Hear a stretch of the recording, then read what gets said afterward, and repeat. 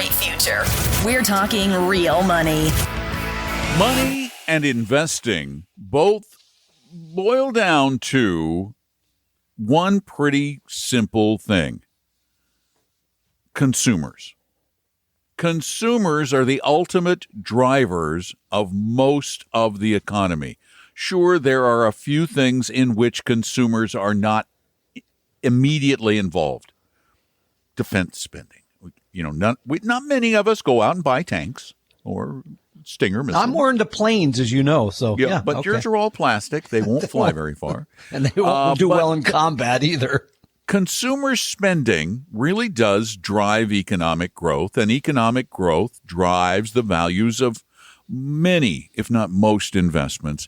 But the thing that really drives it all is a thing called sentiment, and that is how we feel about the situation and our ability to spend and consume and enjoy and do things. And right now, with all of the confusion and uncertainty about tariffs, be they 10% or 150%, people are reacting to those things. Yeah, and they're not feeling very good about them. Let's just put it that way. In fact, a new poll finds that 85%, by the way, when we're talking about consumers, yeah, we're talking about you. It's just some other group of people. And we're talking about American consumers, That's too. a good point. Because you're not talking about Chinese consumers. They're very different than we are. Yeah, they didn't get polled either. I haven't met any of them. No, well, maybe not. But here's the thing. 85% of us have concerns about the tariffs and are looking at our spending, are looking at our plans. And what does that mean? Well, that might mean trouble ahead for companies, right? Where people are going to spend less. Now, fascinatingly enough, do you know that the number of people searching global recession or economic meltdown is the highest it's been since 2020? They're typing that in on the internet. They're like, I better look into this, see what that's going to mean. We're trying to understand what it means. Yeah, what it's going to mean to each of us in our day-to-day lives. I have heard people say things like, well, I've heard a lot of the R word, recession, but I've even heard the D word, depression, crop up now and again, and there's a legitimate fear of that.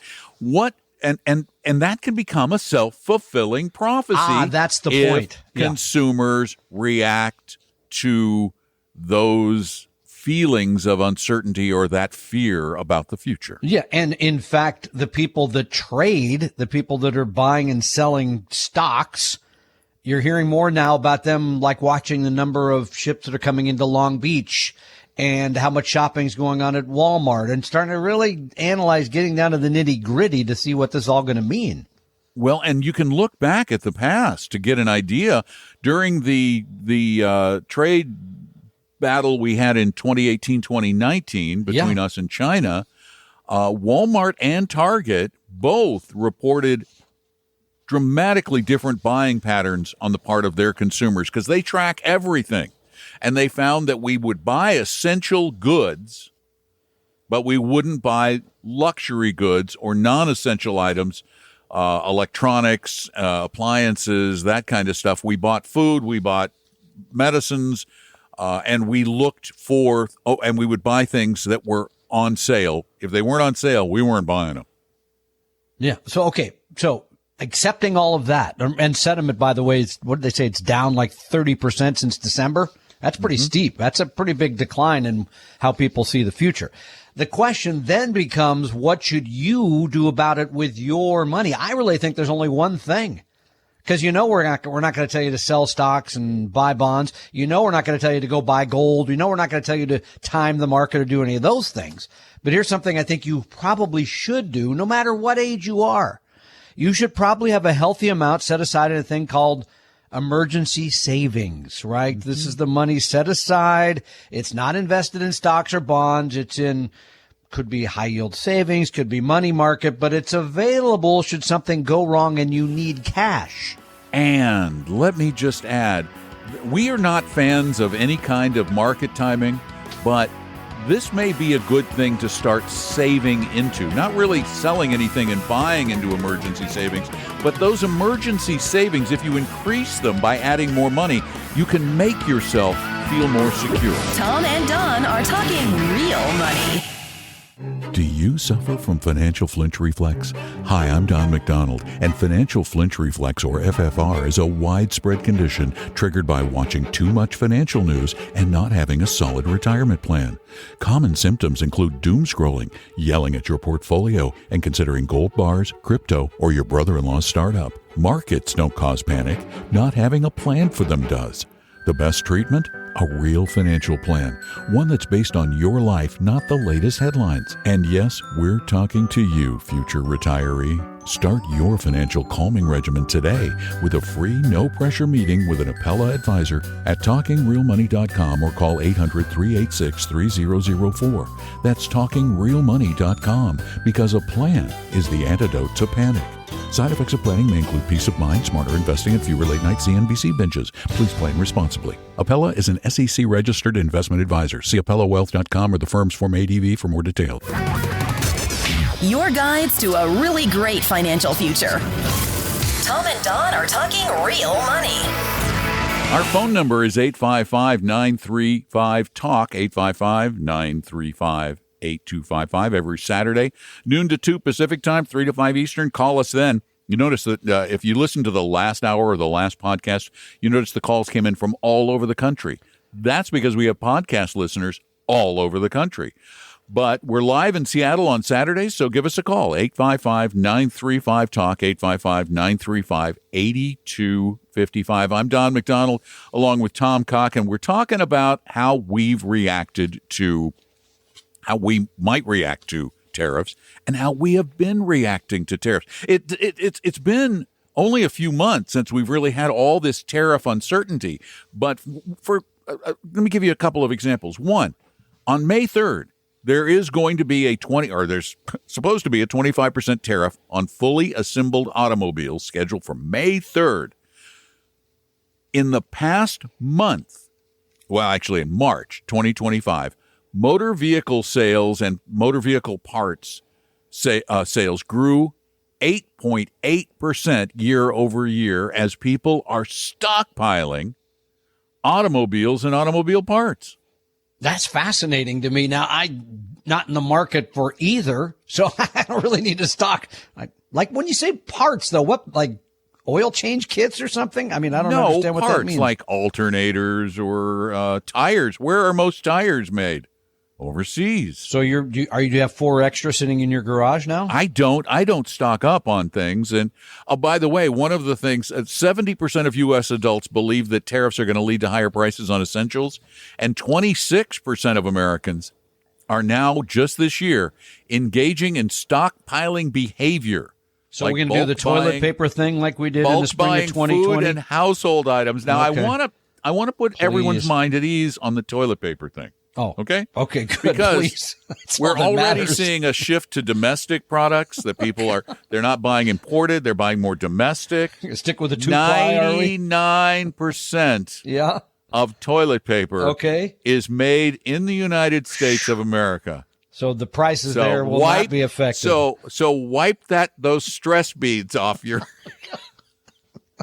forehead. That's one foul-smelling prediction. Okay, it's funny. Yeah. It's funny though. Already, Amazon's reported that there've been huge increases on hundreds of their top-selling items. Like a 29% increase. Apparel, which come from overseas, electronics items.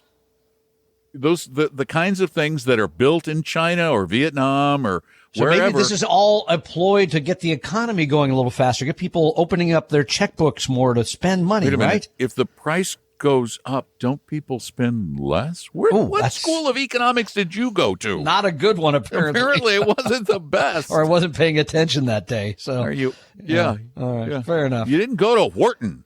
For sure, apparently. Yeah, don't go there, okay? Let's leave it at that. So, and then finally, we're seeing less brand loyalty. People are switching brands just to get whatever is cheap. So already behavior is shifting dramatically, and we don't even really know what we're getting. But let's take that to the investment side just for a moment, because I know it comes up a lot. It came up. We just had a meeting, I think it was Wednesday, with some clients, and they were shocked when they found out their portfolio of 60% in stocks, globally diversified, 40% in bonds, was down 0.5% for the year. They're like, what? Because look at the headlines. It looks like the world's coming to an end. But that's because we saw such extraordinarily, and it was very unique, market volatility. We saw this massive volatility from day to day. You'd have a day where the market lost almost 10%. Yep. And then a day when it gains back most of those losses. Yep. And then the next day it loses 5 again. And then the next day it gains back 5 again. Which is why we're at a net, basically, 0 return exactly. for the year. People, the headlines, because we get scared more than we get happy, people tend to focus on that side of it. So they were stunned. Well, and remember that when you own a diversified portfolio of stocks, you own those businesses that will do well because of tariffs and those that will be hurt by tariffs. There will always be companies on both sides of that spectrum. If you have bonds in your portfolio and we get into a recessionary environment, those bonds will fluctuate less because they're going to be considered a safer haven than equities, and more buying will, or has, at least in the past, taken place in those types of securities. So the key to making all of this work as an investor is making sure the plan was already in place. It shouldn't be putting together as this happens. So you have the plan, you have the asset allocation, you're rebalancing because you have a disciplined approach, and the rest of it is noise. Right. And as we have said over and over again, the only proactive thing you should be doing right now, and it's purely for psychological reasons, is gradually increase your emergency funds. I think that's smart. Yeah. Because it feels like insurance. And the nice thing about it is, as opposed to these hedging strategies, these buffer funds and the like, which charge you a fortune for giving you something that feels like insurance, an emergency fund is a insurance policy that really doesn't cost you much. And if you invest it right, it can make you a couple of bucks along the way. Well, that's the other thing, that the cash is actually paying something today, whether it be the money market, whether it be the high yield savings. Lots of options there that are still returning somewhere around that 4% mark. That's not bad on your, liquid assets. Yeah, so don't let the bad news drag you down, because one reality, and this is mainly for you folks who are younger. Where's the line drawn, just so I know, by the way? I don't know where that line is. It really depends on your mental attitude. It is definitely way below us. I'm sorry to say. Me too. Way below us. Although I have to tell you, I watched Amazing Race with Debbie the other day, which it's just good old clean. When we don't want to be stressed out, she doesn't like shows sometimes that are make really her nervous. Yeah, I get it. Sure. Yeah. Or a lot of blood and things. Yeah, sure. So we watched that, and there was they went to Bulgaria, outside of Sofia, Bulgaria. You know where Bulgaria is? I do. You actually know geography. Some people are like, I've not been, but I do know where it is. Yes. Who goes to Bulgaria? I don't know. I mean, come on. You might go to Turkey, which is right next door, or Greece, which is next door. I have been to Greece. Or maybe even Hungary, which is Romania. I never go there on an empty stomach, but I could go there, sure. But you can go there hungry. Yeah, okay. Go there hungry. Anyway, there was this woman in the scene who was 102 years old, and I went, and she was spry. She was eating Bulgarian yogurt, so maybe that's the key. That is the key. Stick around for a while. You know what Bulgarian yogurt's made from? I probably don't want to know. No, it's not that bad. Oh, okay. Their yogurt's made from sheep milk. Sure. Why not? Yeah. Yeah, it's not bad.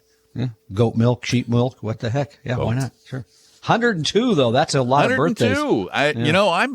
I'm hoping for another 10 or 12. Yeah, that's about what I'm hoping for. 102 would get me it'd be like having another life yet to live. Now I'm going to throw this in. Yeah, go ahead, What? quick. Go ahead. Well, No, I was no, going no, to just quick. say happy birthday to my son today, who would have been 35. Want to learn more, you can go to my LinkedIn account and find out more. So happy birthday, 855-935-TALK is our phone number, 855-935-8255. Tom and Don are talking real money. For your real life and real future, Tom and Don are talking real money. What is wrong with our world?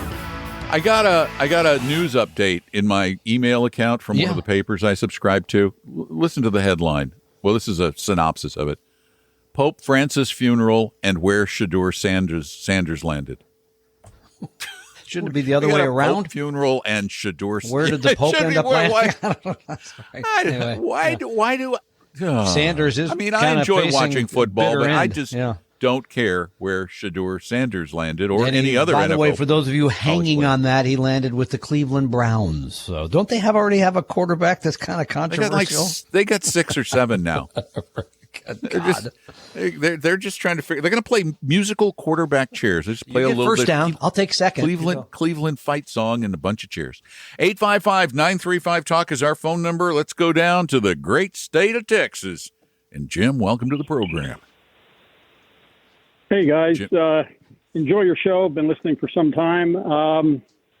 Funny you mentioned the lady in Bulgaria. That's part of the reason for my call. In addition to managing my own money, I manage my mother's, who turned 102 last month. Wow. In Bulgaria? Wait, and she's the one with the yogurt? not in Bulgaria. Oh, okay. Okay, now I was getting worried there for a minute, Jim. Yeah. Okay. No Bulgarian yogurt. I think just I don't know. Just Take plain it old day by day, American I guess, yogurt. What she would say. Try applesauce or Yeah. something. It's easier. So, yeah. Could be. Yeah. Texas could be. yogurt. That comes from Longhorns. Oh, God. Well, she's in Ohio. So well, then that's Buckeye anyway, yogurt. There you go. So she has the good fortune of being in a high tax bracket, and income from various sources that is it's hard to divert unless she just gives it away, right? That's right. So I've been doing the numbers, and it seems like a municipal bond fund would work better for her than her current bond funds that she's in. And I've looked at VTEB and VTES, and I'm just wondering if you guys have a recommendation for a good municipal bond fund. Again, just for the stability side. She's about 40% in equities, 60% in bonds. Okay, but I've go never back. heard you What make is a her? What? recommendation on a- I got to stop you for a second. What is her marginal rate? Because it has to be pretty high to be really the person that uses. No, it really doesn't have to be that high. 24 plus. If it's over 24, yeah, you're it getting have to there. be 24. So is she? Yeah, I mean, her taxable. Well, the only thing she has is her standard deduction, which she's single now. She's widowed, so her taxable income last year was probably like $275,000. Wow. Okay. So she's high bracket with no deductions. Yeah, she's high bracket. I would go. I love VTEB. It's great fun. Yeah, I really like VTEB because of its massive diversification. It still has a middle of the road duration of about 7 years. It's a little long, which does mean a little bit more volatility than VTES. And what's the yield? The yield is much higher. The yield is 3.85. Yeah, The SEC yield is 3.85 versus like 3.1 for VTES. And you're getting that tax free, so that's kind of a nice deal. Yeah, sure. And the volatility has not historically been very high. I mean, its worst year ever, get this, ever was 2022. What would you guess a bond fund lost in 2022, Tom? Well, I mean, you're going to be I think shocked. The total bond lost like 12, so on this one I'll say 8. 8 is dead on right. Well, and how that's about it. that, huh? That's as bad as it's gotten. And that's just not enough to worry about. What do you think about states? What do you think about state-specific bond? Not in Ohio. Municipal bond funds. Not in Ohio. Yeah. You're not going to find much, and you're going to pay through the nose to get it. That's the other problem when She you has try a to couple buy from those. an old broker, and I've No, an those old broker of hers put her in a couple, and I've looked at them, and they're Van Eck, and there's some expensive things. And they're ridiculously expensive, and the risk is much, much higher. As it has to be. It has to be because they don't have a lot of issues from which to choose. The only 2 states that have a reasonable supply of low-cost Double tax funds are California, New York. That's it. And those are worth buying because of the taxation there. So sure. But not in Ohio. No. Okay. No. All right. Okay. All right, good. I'm going with VTEB then. And the only thing All I'm right. stockpiling here in Greater Houston is rainwater for my flowers. So I'm not stockpiling Good for anything you. else. Okay. How about energy for your air conditioning for the next 5 months too? No, I'm going to go. Well, my mom's she's getting oil and gas royalties, so we're long on energy already. He's long energy. I want to go long Buckeyes, though, because she lives so long. But I got to figure out how to milk a Buckeye. How to milk a Buckeye? 855-935-DON. Tom and Don are talking real money.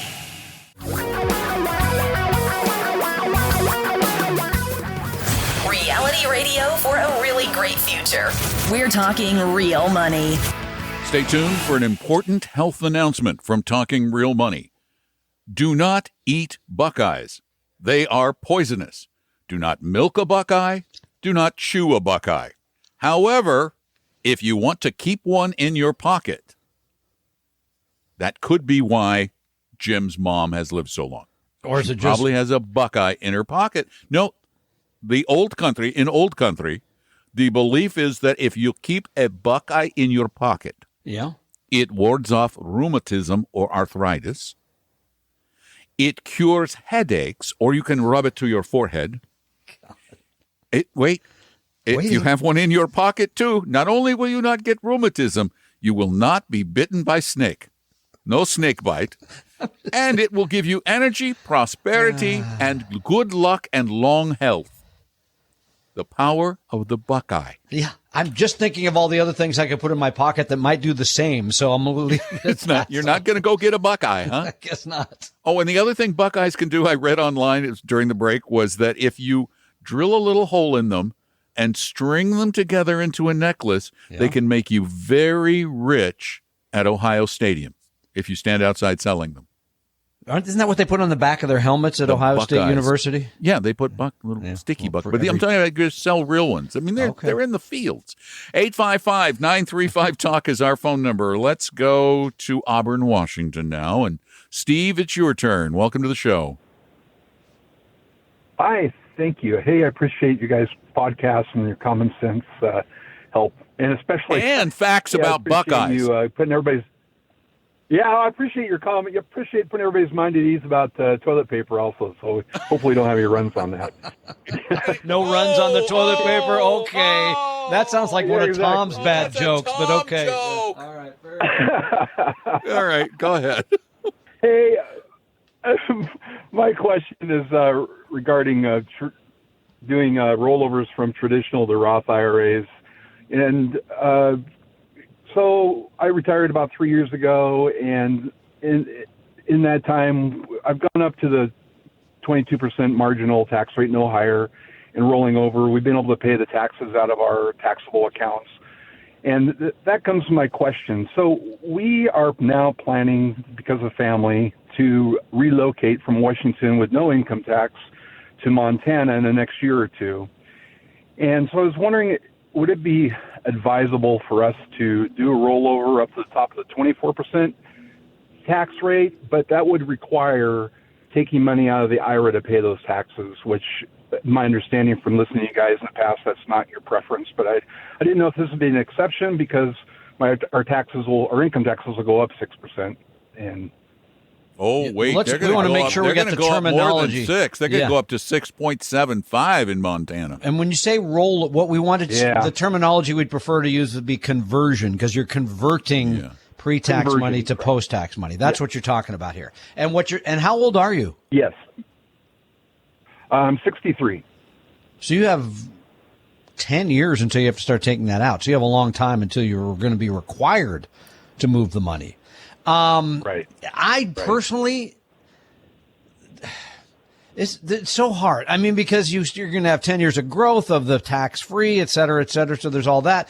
Here's the thing. To make these decisions on the back of an envelope is a bad decision, because I've looked at this from many, many, many directions. Don correctly pointed out last hour, we don't know what the tax rate's going to be when you have to start taking that money out. No idea. Mm-hmm.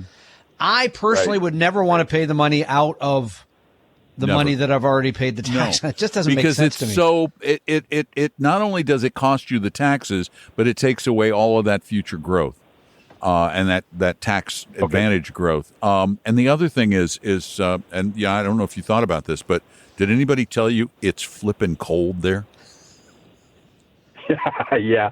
I made the mistake of both my son and daughter both went to college in Bozeman, and then they stayed, and now I got grandkids. So I guess I might have to endure the cold if I want to see the grandkids. So. All right. I'm just thinking, it may be by the time you're facing mandatory, the required minimum distributions, you may be out of there. You may just be going, I'm going to be 6 months and a day in Florida. Yeah, exactly. That one day. So here's the thing. Yeah, I'd still do the conversion if that's part of your plan up to that 22, pay the tax. But I wouldn't go over it if I had to take the money out of the IRA the 401k to the old pay bird in the hand versus the bush, and we don't know how bad that bush is going to look after a really hard winter in Montana. 855-935-TALK is our phone number, 855-935-8255. Look at that. We have another line open for you, and so darn much time. Tom and Don are talking real money. Do you suffer from financial flinch reflex? Hi, I'm Don McDonald, and financial flinch reflex, or FFR, is a widespread condition triggered by watching too much financial news and not having a solid retirement plan. Common symptoms include doom scrolling, yelling at your portfolio, and considering gold bars, crypto, or your brother-in-law's startup. Markets don't cause panic. Not having a plan for them does. The best treatment? A real financial plan. One that's based on your life, not the latest headlines. And yes, we're talking to you, future retiree. Start your financial calming regimen today with a free, no-pressure meeting with an Appella advisor at TalkingRealMoney.com or call 800-386-3004. That's TalkingRealMoney.com, because a plan is the antidote to panic. Side effects of planning may include peace of mind, smarter investing, and fewer late-night CNBC binges. Please plan responsibly. Appella is an SEC-registered investment advisor. See AppellaWealth.com or the firm's Form ADV for more details. Your guides to a really great financial future. Tom and Don are talking real money. Oh, my gosh.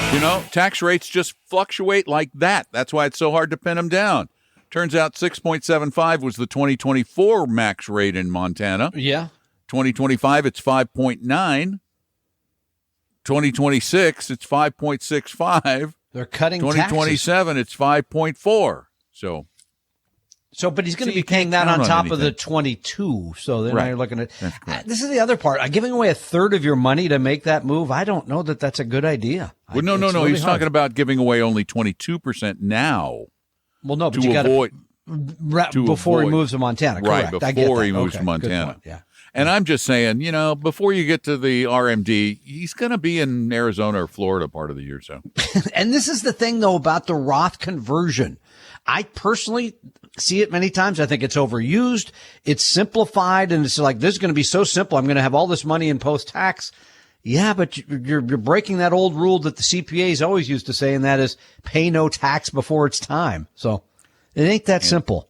And don't move to a place where you can freeze to death in the car. We both saw 1923. Yes, we did. No, that's true. And by the way, I played a soccer game once in Missoula in November that was the coldest game I'd ever been in. They actually brought the vans to the side of the field so that when you subbed out, you could go in the van with the heater on. Until they run out of gas, and then you freeze to death in the van. It's bad. They cut your toes off. Yeah, 855-935-TALK. That's our phone number. Let's go to Seattle. Martin, your turn. Welcome to our program.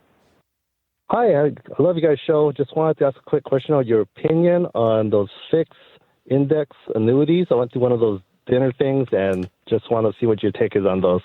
How was the steak? The steak was really good, but I just a lot of information, but they don't give you enough information. They want to book a second meeting, but second your meeting. Opinion. You said no, I hope, didn't you? No, are you having a second meeting? And if so, can we come with you? No.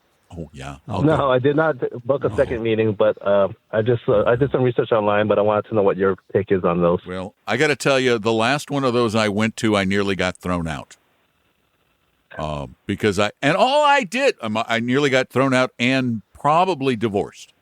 Because all I did was ask some pretty normal questions. Pointed questions. Like, like, well, one, what's your commission? Oh, we don't get a commission, sir. The company pays us. Tom knew the answer. Look at That's that. I should be selling these things. And Keep I said, going. how can you afford to give someone with the return of the market with none of the risk? What magical investment are you putting that money in? Well, we can't tell you that. But. Yeah, we have a strategy that uses the. I'm going. No, you don't. You don't. Here's the deal. It's a great sounding pitch, and that's as far as it goes because it is all based on. It's. I hate to use the word lies, but if we broadly apply lie to obfuscation, misleading, misstatements, twisting the facts. I bet they showed you a chart that showed how bad the stock market did during certain times and how you, if you had this index annuity, would not have lost money during those periods, right? Yes. Yes. That chart was of the market without dividends. Which make up, you could use 2 as a rough number, percent or so. It was enough to take out most of those losing periods they showed on that chart. If you got the dividends, you would have been okay. You wouldn't have lost money. The other thing they don't tell you is that their indexes are really weird. They use these made-up indexes that their actuarial people have crunched the numbers on and said there's little or no chance that these indexes can go crazy. But to make sure that that doesn't happen, then they have a cap on what amount of that market you can make. And they have what's called a participation rate, which is what percentage of that market's return you get to make. Yeah, you wrote a great paper on this. It might have been 10 years ago now. It was 10 years ago. And I know they're still selling like hotcakes because every time the market goes down a bit, everybody said, "Whoa, we're going to do something because I don't want to see my net worth decline." So they're sold a lot. And that article, by the way, is still up at talkingrealmoney.com. Oh, okay. I was wondering because you that can was find that article. But those two things you just mentioned is if you understand them, would you use them? The participation rate and the market the capping of your returns. They're so complicated. And when you ran the number, if I remember correctly, Don, you looked at like 10 years and you made about half of what the market had performed. It was something that not even close to market-like returns. No, as a matter of fact, I'm pulling it up right now.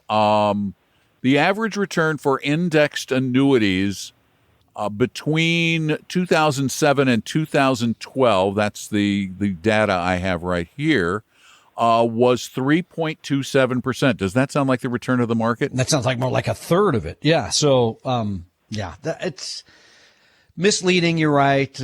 Partial information. It's all those things. And they also use, I forgot the other thing they use. They use what is called a month-to-month crediting method. That's right. Yeah. Which is not the total return of the market. It's how it did from one day in 1 month to 1 day the next month, and then they reset that.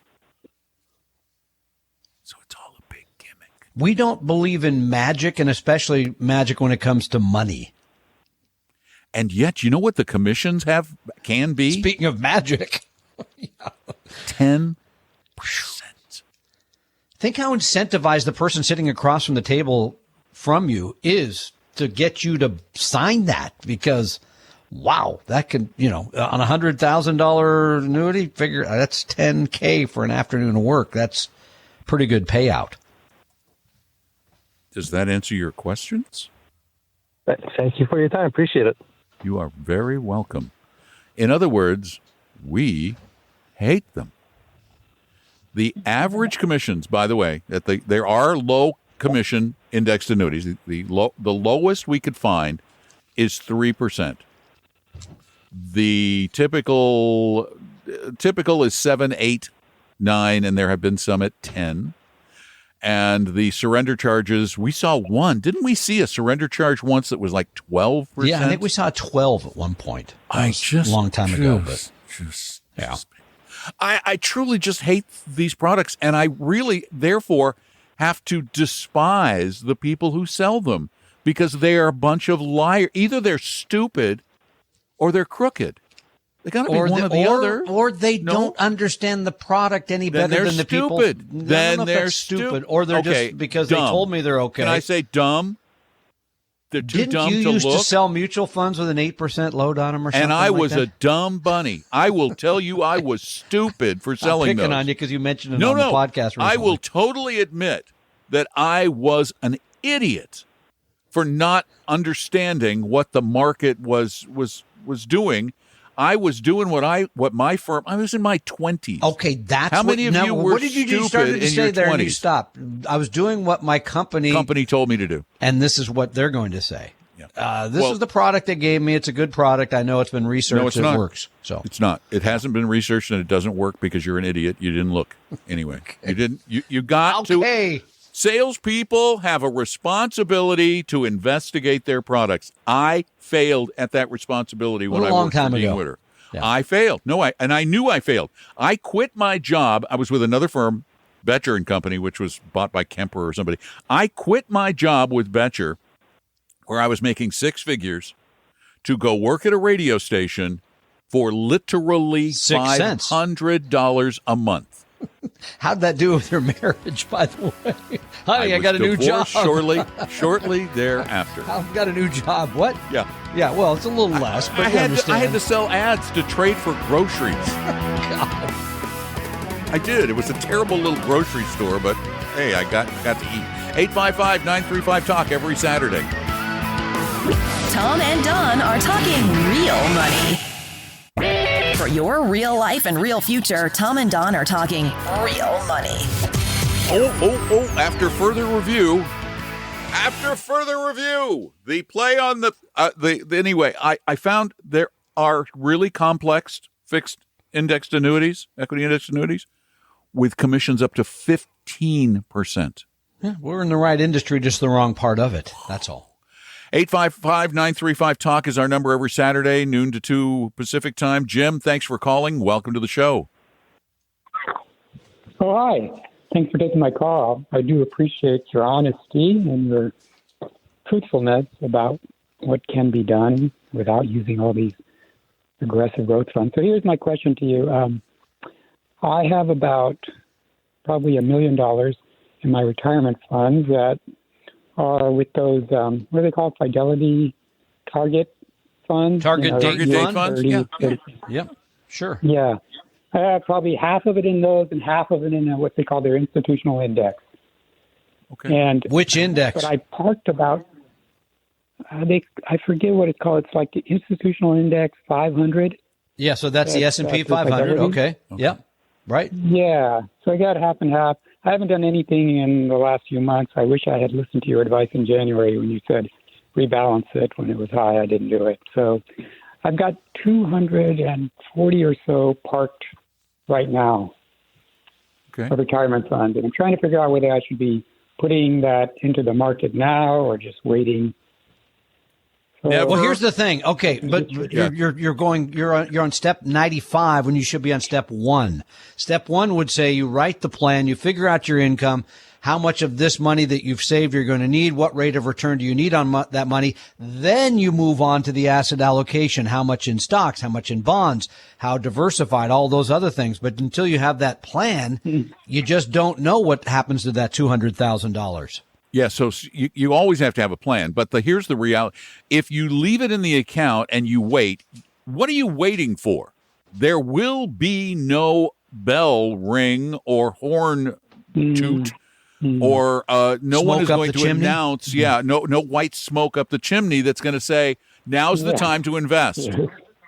As a matter of fact, the best time to invest is going to be the time where you feel the worst about the possibilities. You're going to, whatever time it would be the best time is the time when everybody's going, you would be an idiot to put your money in the stock market right now. But you still have to have that plan in place because that's going to tell you how much in stocks, how much in bonds. And then you leave it the heck alone. And then you're going to build the right one. You're going to have it there. So everything is going to be at you, but it's not going to matter. Everything should always remain invested according to the plan, and the only changes made are changes that are affected by changes in the plan or your lifestyle, in other words, or to rebalance. And we really appreciate the call. Thanks so much for being a part of the show. And please join us every Saturday. Join Tom next Saturday as he does the show alone because I'm going under the proverbial knife. You'll be fine. We're all going to be thinking about you. It's not big cuts. I know, but small cuts, but sometimes small cuts can do a lot. So, they're going in and they're zapping my heart. I know. We're looking forward to having you on the other side. And then May 21st, I will be in Portland. If you'd like to meet with me in person, one day in and out of town, just did this in Arizona, had a great time, helped a lot of people. Go to talkingrealmoney.com, click on Meet an Advisor, and I'll do that for anybody, anywhere. But in this case, I'll actually be in our office there. So take advantage of that. TalkingRealMoney.com. And as I said, just click on Meet an Advisor. I think I got that. And you can right. also ask us questions there. It's really easy. Just go to TalkingRealMoney.com, contact us, done. The opinions and views expressed on this podcast were current on the date recorded. Opinions, estimates, forecasts, and statements of financial market trends that are based on current market conditions constitute our judgment and are subject to change without notice, including any forward-looking estimates or statements which are based on certain expectations and assumptions. Although information and opinions given have been obtained from or based on sources believed to be reliable, no warranty or representation is made as to their correctness, completeness, or accuracy. Information presented on the podcast is not personalized investment advice from Appella Wealth. The views and strategies described may not be suitable for everyone. This podcast does not identify all the risks, direct or indirect, or other considerations which might be material to you when entering any financial transaction. Past performance does not guarantee future results, and profitable results cannot be guaranteed. We hope you realize that the information provided on Talking Real Money is for informational, educational, and hopefully enjoyable purposes only.